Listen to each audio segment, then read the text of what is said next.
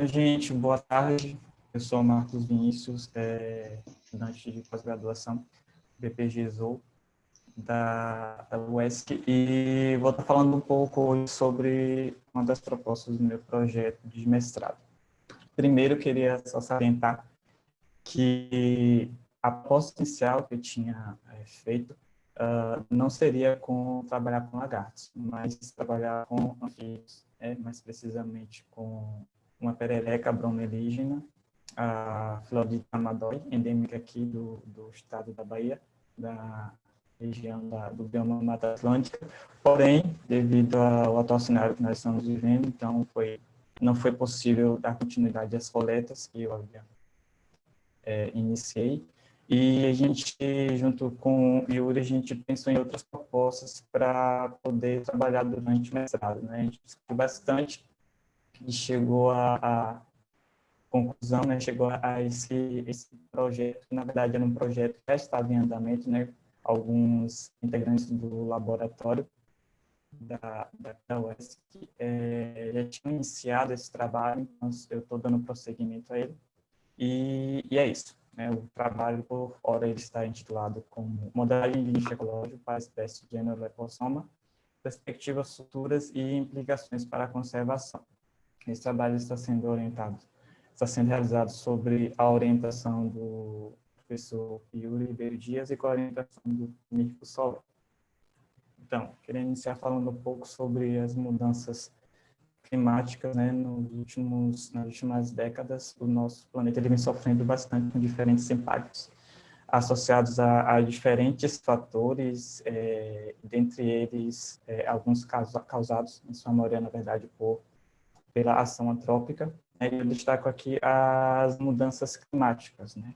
Ultimamente, é possível observar que em todo o globo existe uma grande alteração no que diz respeito a temperaturas, né?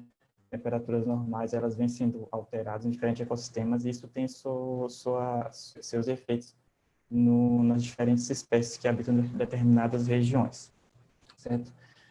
Então, este cenário ele pode levar a vários efeitos danosos sobre a biota, como eu comentei. Eu elenquei aqui três possíveis alterações ou efeitos que as mudanças climáticas podem causar em diferentes organismos, como alterações, né, pequenas alterações na densidade populacional, modificações ou alterações no padrão de distribuição de espécies, ou seja, determinadas espécies, elas, em respostas às mudanças do clima no ambiente onde elas estão inseridas, elas podem modificar o padrão de distribuição delas devido a isso. Inclusive, tem alguns trabalhos bem interessantes nesse sentido, onde os pesquisadores eles observaram que algumas espécies elas mudaram seu padrão de distribuição numa perspectiva altitudinal, né, em respostas às mudanças causadas em relação às mudanças que ocorreram no clima onde as espécies elas estavam inseridas. Então, com esse padrão de modificação da distribuição dessa espécie. Né? Então, mais um efeito das mudanças climáticas sobre os organismos e, em outras perspectivas, as mudanças climáticas ela pode causar declínio de populações. Né? Em alguns casos, é possível observar também que essa alteração no clima pode até levar à extinção de alguma espécie. Então, é um cenário bastante preocupante. E, diante disso, existem diversos estudos que têm sido realizados considerando os diferentes grupos taxonômicos no que diz respeito aos efeitos das mudanças climáticas sobre diferentes organismos.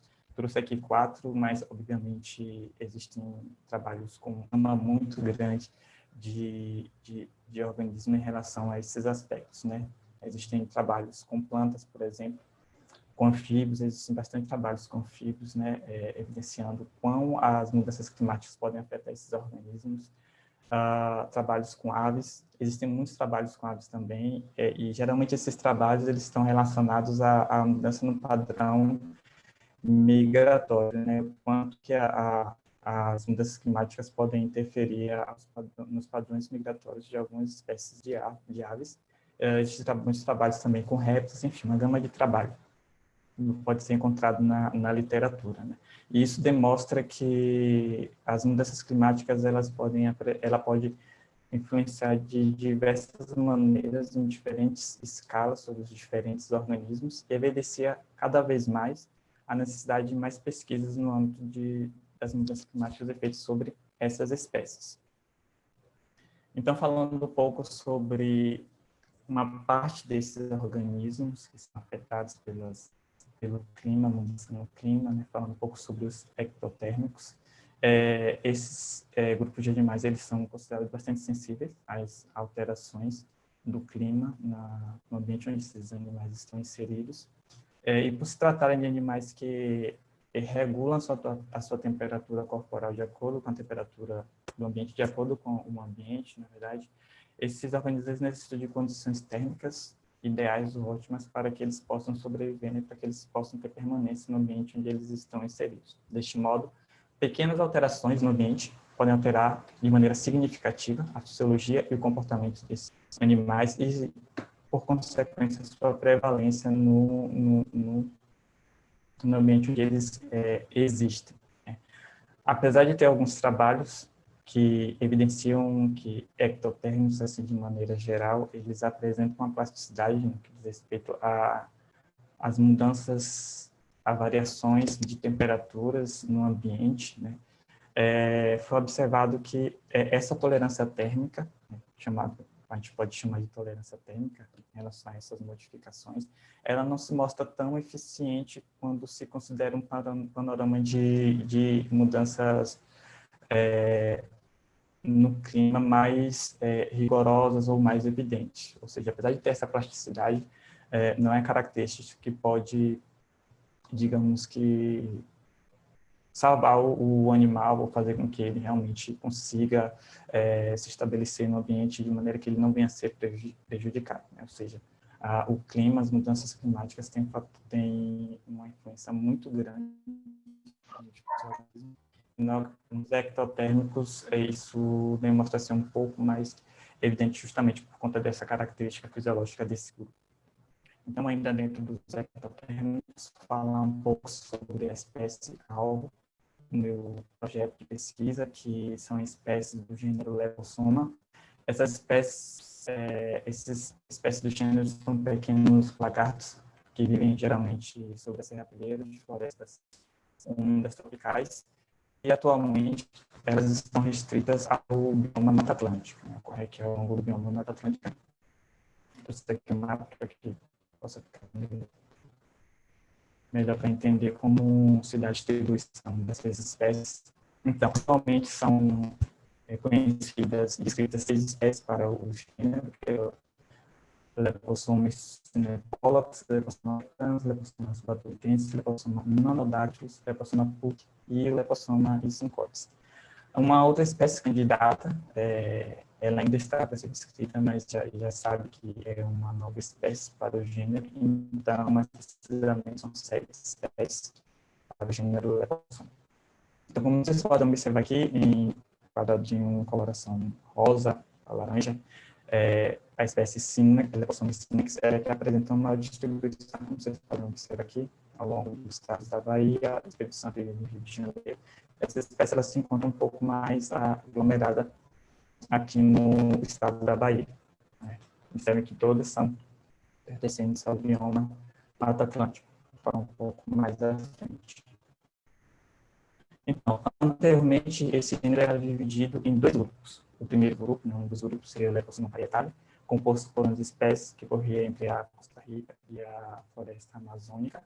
E um segundo grupo, que seria o grupo do Lepossoma sincotes. Esses são as espécies, abrigam as espécies que ocorrem hoje atualmente aqui no bioma Mata Atlântica. Diferentemente do grupo escandosas, feitas e alongadas, e as inflações isoladas se expostas diagonalmente em vez de linhas longitudinais. Né? Entretanto, em um estudo em 2016, né, alguns pesquisadores, eles fizeram estudo de filogenia e não conseguiram recuperar a monofilia de Lepossoma. E o que aconteceu? Eles acabaram ressuscitando o gênero Loxosceles e para abrigar as espécies do grupo Lepossoma parietalis, aquelas espécies ocorrentes lá no Costa Rica e na floresta amazônica, e as espécies que compunham o grupo Lepossoma sincoides, elas permaneceram no gênero Lepossoma, ou seja, as espécies que ocorrem aqui, as espécies da Mata Atlântica, elas permaneceram no gênero Lepossoma. E mais recentemente, e muito bem recentemente mesmo, semana passada, saiu esse artigozinho com um estudo de filogenia, morfologia, sobre as espécies do gênero Lepossoma. E esses autores, eles encontraram vários casos interessantes, entre eles confirmaram mais uma vez, né, mais respaldo, a monofilia do grupo Lepossoma.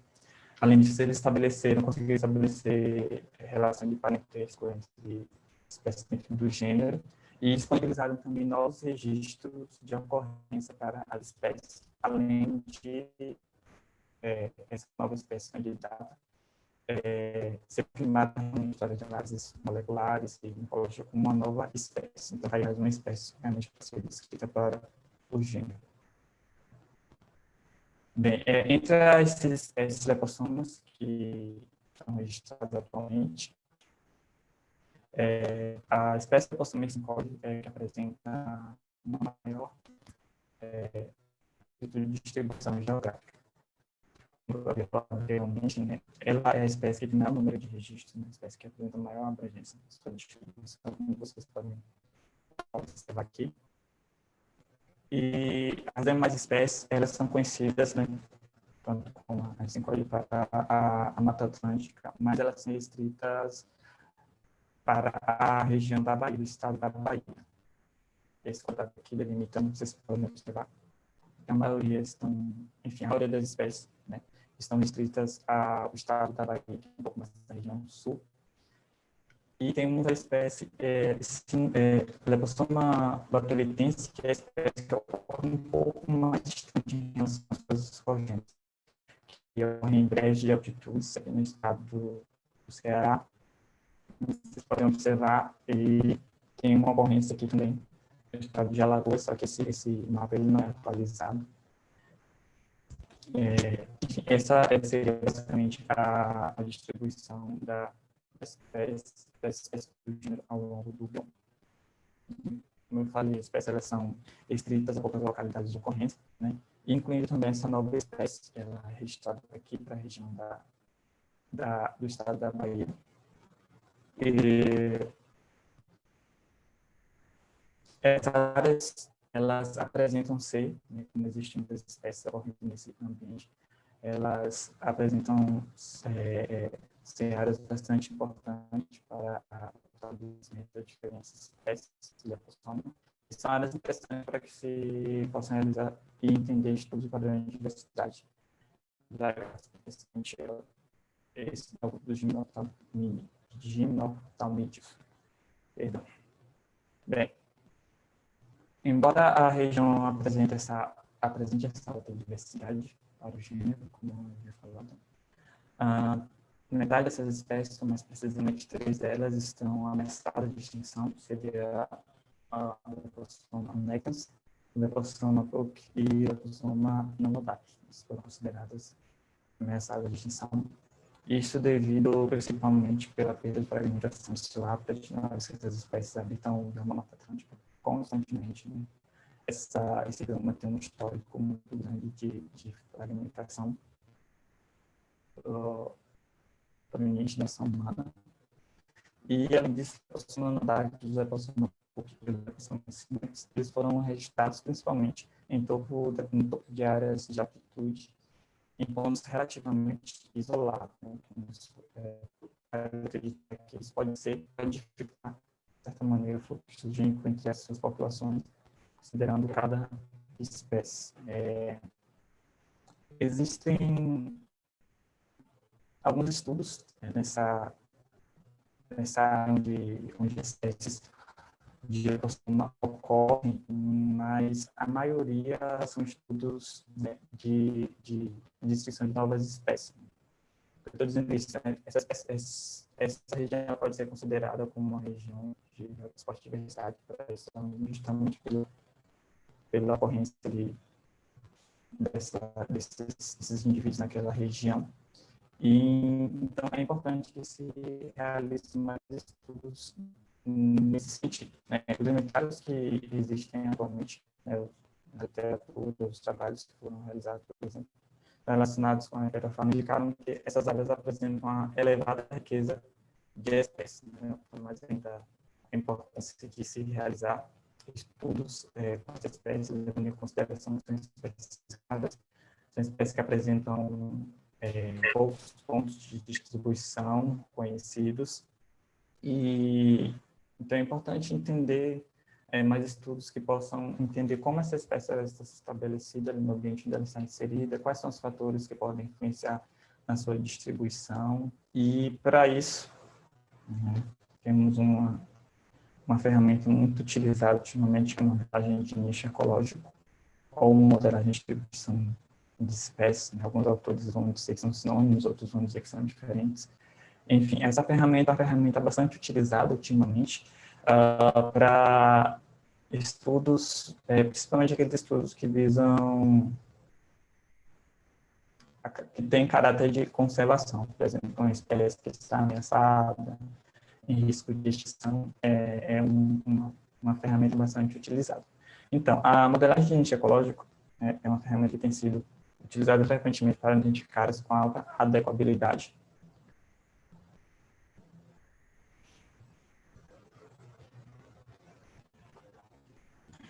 Para identificar áreas com alta adequabilidade de ocorrência de espécies endêmicas ameaçadas e pouco amostradas. Então, é importante a ferramenta para auxiliar nesse sentido.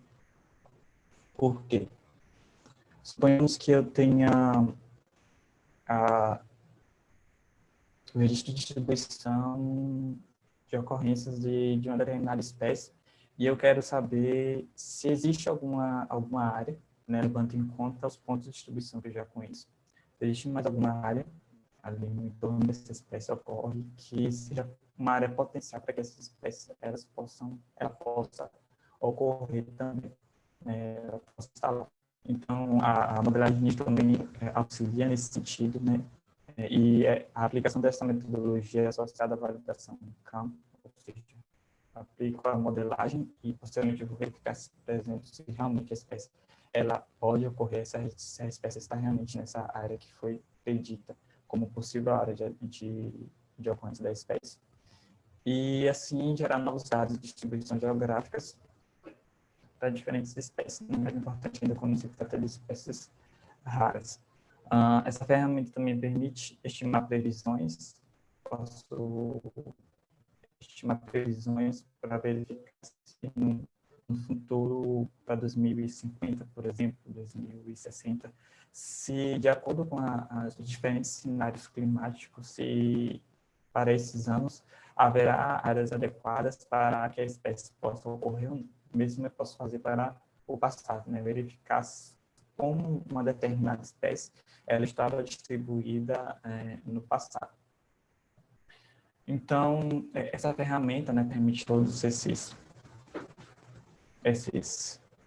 enfim, tudo isso que eu mencionei, e a partir disso ela pode ser subsidiada para a avaliação técnica, como, por exemplo, os critérios utilizados pela IUCN para avaliar se uma determinada espécie pertence a alguma categoria de ameaça. Nesse sentido, os objetivos do projeto proposto são fornecer novos pontos de ocorrência para espécies de ecossistemas endêmicas do estado da Bahia, realizar a modelagem de nicho ecológico para auxiliar no encontro de novas populações, prever possíveis áreas de adequabilidade para a ocorrência das espécies em diferentes cenários climáticos futuros e avaliar os possíveis impactos das mudanças climáticas sobre a espécie do gênero. Então, primeiro, para realizar a modelagem, nós necessitamos ter os dados de ocorrência das espécies. Já temos alguns dados, né? Eles foram obtidos de diferentes inventários realizados aqui na Mata Atlântica, no sul da Bahia, tanto em áreas de altitude como em áreas de baixada. Além disso, exemplares do gênero são dados no Museu de Zoologia da Universidade Estadual de Santa Cruz, também foram consultados com o objetivo de encontrar novos possíveis registros E também nós fomos atrás da literatura para conseguir novos registros. Assim foi feito até o momento. Nós temos esses dados aqui de registros de ocorrência das espécies. Lembrando que esses dados aqui são dados filtrados. Nós obtivemos todos os dados que nós conseguimos encontrar e vamos filtrando ao mesmo tempo quais pontos de ocorrência realmente eram viáveis de ser utilizados ou não. Então, atualmente, a gente tem temos esses pontos de ocorrência. Observe que ainda são poucos, esses códigos sempre com maior distribuição, com mais pontos de ocorrência em relação às outras. Esse panorama vai mudar em relação ao estudo da espécie, porque eu vou acrescentar os dados daquele artigo que saiu recentemente, publicado recentemente. Na verdade, ele ainda está com... não foi publicado a Vera, né? Está para ser publicado a parte toda do artigo por completo, e irei acrescentar esses dados que estão nesse artigo. Estou esperando ele sair a Vera para que eu possa ter acesso aos dados.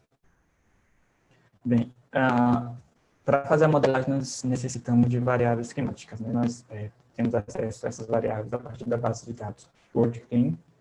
Lá tem variáveis que vão da bio1, que eles nomeiam, até a bio19. E quando nós realizamos a modelagem, nós fazemos uma correlação de preço para verificar quais variáveis estão mais correlacionadas, evitar a linearidade. E aí, até então, nós temos essas variáveis para ser utilizadas na modelagem, que vai desde a termalidade, a salinidade na temperatura e precipitação. Então, para as projeções vamos utilizar, nós estamos utilizando, na verdade, cenários para 2050 e 2070, né, com o RCP, né, que são as concentrações de carbono na atmosfera, de 4,5, seria mais otimista em relação a 8,5. Então, utilizando esses dois cenários para os 2 anos, seria um total de 4 cenários para cada espécie, né, para as 7 espécies, no caso. E o algoritmo que nós vamos utilizar é o Maxent, o algoritmo de máxima entropia. Existem diversos algoritmos que podem ser utilizados para a realização dessa modelagem, como o GAN, o GLM, enfim, existe um grande número de algoritmos que eu posso utilizar. Mas por que eu escolhi o Maxent? O Maxent porque ele trabalha apenas com dados de presença, né? Além de ser um algoritmo que é bastante usado, porque ele tem essa eficiência. Ele pode ser trabalhado com dados apenas de presença e com poucos dados de pontos de ocorrência, por exemplo, que é o meu caso. Então, seria um algoritmo bastante, diria que eficaz na utilização para a realização da modelagem. Vamos utilizar o pacote NNU Wizard para a realização da modelagem dos R e o pedido para a confecção dos mapas. Então, seria basicamente isso. Obrigado pela atenção.